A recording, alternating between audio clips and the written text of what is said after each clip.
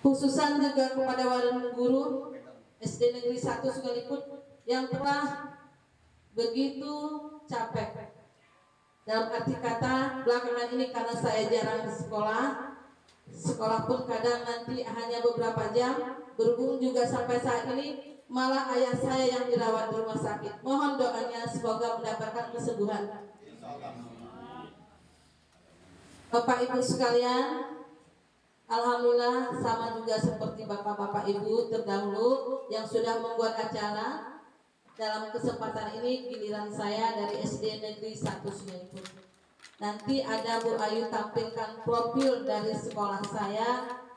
Mudah-mudahan berkenan di hati Bapak Ibu sekalian.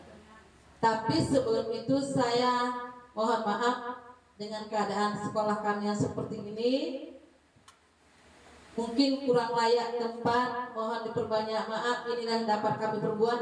Juga nanti ada masakan yang kita santap bersama, kurang lebih rasa